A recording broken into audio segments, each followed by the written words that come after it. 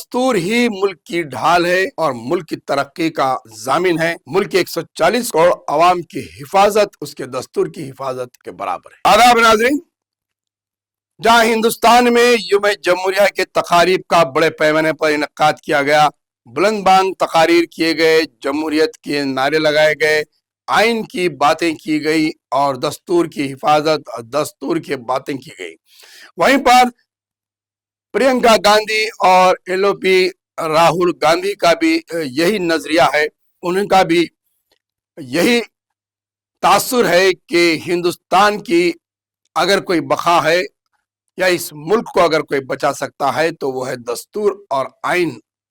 یعنی کہ جب تک دستور کی حفاظت کی جائے گی اس ملک کی حفاظت ہوگی۔ جس ملک میں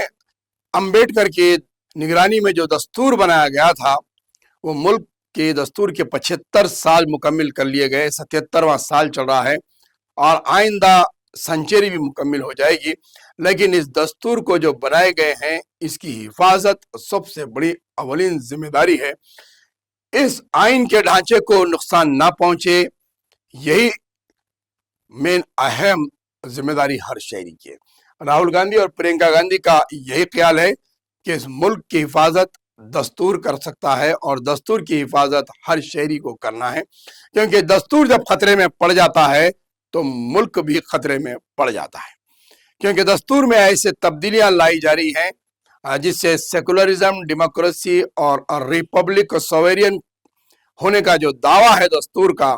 جو پورے ملک میں نہیں بلکہ ساری دنیا میں اس دستور کی اہمیت کو مانا جاتا ہے کہ یہاں پر جمہوریت ہے،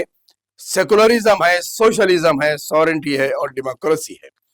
لیکن ان تمام چیزوں میں سے اگر ایک بھی خطرے میں پڑ جاتا ہے تو سارے دستور کی جو مراد دی گئی ہیں وہ سب متاثر ہو سکتی ہے اور اس سے ملک کے اندر خلا پیدا ہو سکتا ہے اور ملک میں جو خود اعتمادی ہے وہ دور ہو سکتی ہے اور ملک کے رہنے والے شہریوں میں اپنے آپ میں عدم تحفظ پیدا ہوتا ہے۔ یہ ان دو MPs اور کانگریس کے سینئر قائدین کا، لیڈرز کا یہ تاثر ہے اور 26 جنوری کے یوم جمہوریہ کے موقع پر ان کا یہی پیام رہا کہ ملک کی حفاظت اس کے دستور کی حفاظت کے ساتھ ہے، یعنی کہ جہاں سرحدیں فوجیوں کے طاقت کے ذریعے سے اس کی حفاظت کی جاتی ہے تو ملک کے اندر اس کی دستور کی حفاظت بہت ضروری ہے اور دستور ہی اس ملک کی بقا کو برقرار رکھ پاتا ہے۔ وہیں پر پرینکا گاندھی کا بھی یہی تاثر ہے کہ وہ کہہ رہی ہیں کہ 140 کروڑ کی آبادی کی اگر کوئی ڈھال ہے،